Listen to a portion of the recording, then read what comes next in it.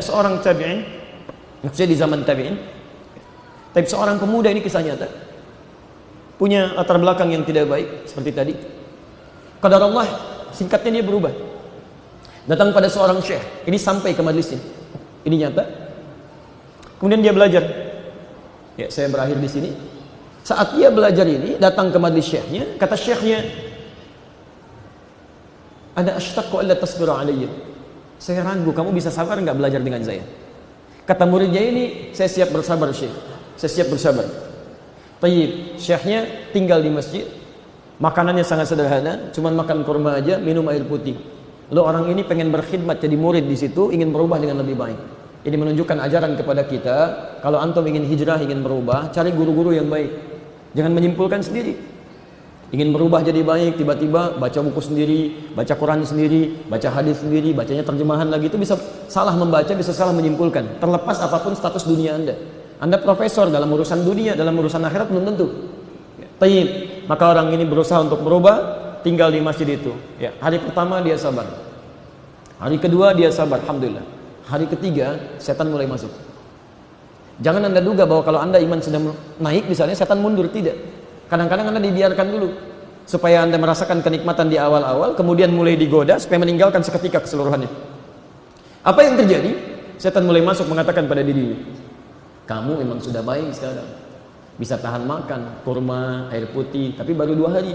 Syekhmu mungkin sudah 2 bulan, syekhmu mungkin sudah 2 tahun, mungkin 20 tahun dia makan dengan kurma dan air putih seperti ini. Saatnya kamu berkhidmat kepada syekh kamu, cari makanan yang lebih enak.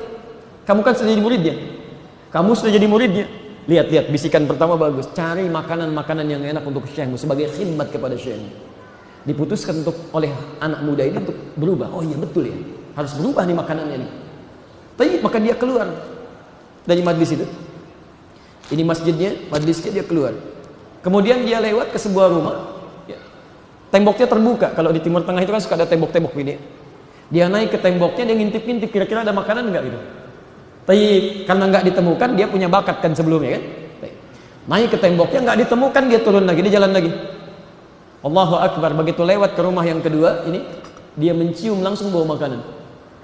Naik ke atas tembok, tiba-tiba dia melihat ya, ada panci masih tertutup, ada asap dari situ dengan bau makanan yang sangat sedap. Lompatlah orang ini menuju ke panci tadi. Begitu dibuka, ada 3 terong yang sudah matang.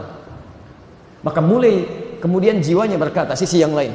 Jadi ada sisi takwa, ya, sisi takwa, ada sisi nafsu. Takwa membawa kebaikan, nafsu mengajak kepada keburukan. Quran surah ke-12 ayat ke-53. Innan nafsa la'ammaratun bisu. Takwa yang bisikan malaikat. Ya, malaikat disebutkan sebanyak 88 kali dalam Al-Quran.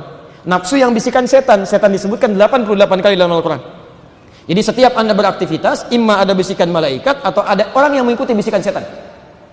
Sebentar, kalau nggak percaya, azan berkumandang, Allahu Akbar, Allahu Akbar. Hati kecil Anda kan ada yang berkata, cepat siap-siap, sudah azan. Pernah ada bisikan itu? Itu jiwa takwa Anda. Begitu azannya selesai, tiba-tiba yang lain berkata, tenang, baru azan, belum qomat. Subuh agak lama, paling imamnya belum datang, kan? Itu nafsu itu setan. Nah, tiba-tiba ketika dibuka melihat 3 terong itu dengan bau yang sangat sedap, nafsunya berkata, bisikan setan mulai masuk. Ini cocok untuk syekhmu. Cobain dulu, kalau enak, sampaikan pada syekhmu. Dia itu kan tokoh di sini. Kalaupun nanti ketahuan oleh yang punya terong, sampaikan aja syekhmu ingin memerlukannya, tentu akan dihadiahkan untukmu. Lihat cara masuknya. Anda sampaikan ini punya syekh butuh, dia tentu akan berikan. Ada tokoh misalnya ini di Bali kan, Masya Allah, luar biasa, dihormati. Tiba-tiba ada orang datang, ini tokohnya minta nih, boleh nggak? Kira-kira kalau antum pemilik terongnya dikasih nggak? Dikasih, tapi Anda kan nggak bertemu dengan pemilik terongnya. Diikutilah kemudian saran dari nafsunya tadi, diambil 1 terongnya, dicuil oleh dia, dimasukkan ke mulutnya. Perhatikan, ketika dia mulai bertekad berubah, Allah tidak menyia-nyiakan amalannya. Dicatat sebagai pahala dan diberikan dorongan dalam jiwanya. Begitu masuk ke dalam mulutnya, langsung ada gejolak dalam jiwanya. Ini bukan punya kamu, haram, nggak boleh. Maka dia sadar, dia ucapkan astagfirullah, dia buang, kemudian lepehan secuil terong itu, dia buang, dia tumpahkan. Dia tinggalkan tempat itu, kemudian langsung berlari kembali ke majlisnya. Maksud dia ingin menyampaikan kepada syekhnya, saya terjadi perbuatan tadi, ya syekh bimbing saya untuk bertobat. Dia ngaku salah lagi.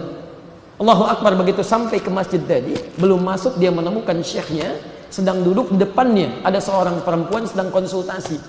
Di sekitaran itu ada seorang ayah sepuh, bapak yang sedang sepuh menunggu. Begitu melihat anak ini, pemuda tadi, syekhnya langsung berkata, "Ya bunai ta'al," katanya. "Nak, sini. Ya, idsunah, duduk sini." Lalu syekhnya tiba-tiba menyampaikan, "Ini ada seorang perempuan, dia telah ditinggal wafat oleh suaminya, selesai masa iddahnya, masih cantik, ya nggak punya keturunan, kan ditinggalkan kemudian oleh suaminya, baru menikahnya. Tapi dia datang kepada saya untuk menjaga dari fitnah, ingin dicarikan seorang pendamping kehidupan. Siapkah kamu menikah dengan dia? Siapkah kamu menikah dengan dia?" Antum datang ke Baitul Ma'mur, ada seorang perempuan ditinggal suaminya, gitu kan, masya Allah, masa iddah sudah habis, orangnya cantik, tiba-tiba mau nggak nikah dengan dia? Kalau antum berada dalam posisi pemuda tadi, jawabannya apa?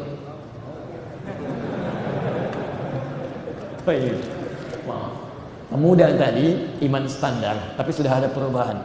Dia berpikir, "Syekh, saya kan tinggal dengan Anda, makan numpang, nggak ada yang lain. Bagaimana sih bisa menghidupi dia?" Kata syekhnya, nah ini sudah mulai baik nih. Dia sebelum berubah dia berzina, setelah dia berubah berpikir dalam kebaikan. Kata syekhnya, "Kamu jangan khawatir, dia hanya mensyaratkan laki-laki yang baik mengajak dia menuju Allah. Dia ditinggalkan oleh suaminya harta yang cukup banyak." Tawaran kedua, hartanya banyak. Masya Allah, janda, cantik, Masya Allah, harta banyak, meminta menikah dengan Anda saat ini juga. Bagaimana tawarannya? Tapi singkatnya diterima tawaran itu. Begitu diterima, dinikahkan, ternyata yang duduk di samping itu, yang sepuh itu bapaknya. Dipanggil bapaknya, dinikahkan seketika, kemudian pulanglah 3 orang itu ke rumahnya. Keluar dari masjid, lewat rumah pertama tadi, sini, yang dia naik ke atas tembok. Dia sudah bergetar, dagdikduk tidak karuan, jangan-jangan ini rumahnya gitu kan. Dia tadi naik ke atas tembok. Tiba-tiba, alhamdulillah, ternyata lewat dia. Lewat. Yang jadi masalah, lewatlah ke rumah yang kedua yang ada terongnya ini. Begitu lewat, si suaminya tadi mengajak cepat-cepat begini. Tapi istrinya kemudian menahan tangannya. "Zauji, hadza baituna." Suamiku sayang, ini rumah kita kan ya. Masuklah dia ke sini. Ke rumah yang ada terongnya. Begitu sudah nggak karuan dan istrinya bertanya pertanyaan kedua, "Zauji, hal anta ja'i?" Suamiku sayang, apakah engkau lapar kali? Dia jujur berkata, "Bala, ya, saya lapar. Saya cuma makan kurma, minum air putih dan sebagainya." "Baik, Allah tunggu sebentar. Saya sudah siapkan makanan." Rupanya perempuan ini sudah masak untuk menyiapkan pendampingnya masuk ke dalam rumahnya. Begitu masuk ke dalam dapurnya, faida atat al-matbakh, datang ke dapurnya kaget dia. Fata'ajabat faqala, "Man aqada majunjami?" Siapa yang makan terong saya katanya. Sudah terbuka. Antum sudah nikah tuh, dapat suasana masalah terong. Apa yang antum akan sampaikan? Jangan katakan kucing ya, hati-hati tuh. Enggak ada kaitan dengan ini. Manusia sekarang zalimnya luar biasa. Yang berbuat laki-laki disalahkan kelinci, yang nangis laki-laki salahkan buaya, yang keluar perempuan salahkan kupu-kupu gitu kan, yang korupsi manusia salahkan tikus. Hati-hati. Tapi apa yang terjadi? Maka iman ini membimbing dia untuk cerita. Dia katakan, "Wallahi zauji, demi Allah," katanya istriku sayang, "kejadiannya begini. Sampai ketika ada godaan itu, aku cobai terong itu, tapi imanku mengatakan jangan makan itu, tumpahkan, itu bukan hakmu. Maka saya pergi meninggalkan itu sampai ketemu kamu, sampai kita nikah katanya, dan sampai ada di sini." Nah, sekarang perhatikan apa yang terjadi. Perhatikan, istrinya kemudian menjawab. Ibu, kalau dalam suasana seperti itu apa respon Anda?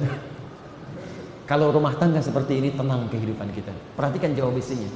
"Wallahi zaujil karim, demi Allah suamiku sayang, secuil terong yang engkau muntahkan karena Allah itu, secuil terong yang engkau muntahkan karena Allah itu, maka datanglah penjagaan Allah kepadamu dan diberikan anugerah yang lebih besar.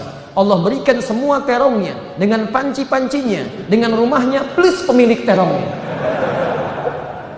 Secuil terong yang kau tumpahkan karena Allah itu, Allah kembalikan dengan seluruh terongnya, panci tempat terongnya, rumah tempat terongnya plus pemilik terongnya. Dan jangan keluar dari sini mencari terong gitu ya." Jadi teman-teman sekalian, perhatikan, ketika Anda mulai berubah, Allah akan jaga. Ayolah silakan. Coba kita ubah diri kita, siapapun Anda dan apapun Anda. Sahabat Nabi tidak harus semua jadi ustaz. Abu Bakar seorang pengusaha, Umar seorang diplomat, ada Amr bin As seorang birokrat, Utsman seorang pengusaha, banyak sekali. Yang Ustaz Ali bin Abi Thalib, ada Mu'adz bin Jabal, ya, dan sebagainya. Jadi siapapun kita, profesi apapun kita, selalu ada kesempatan untuk lebih dekat dengan Allah Subhanahu wa taala.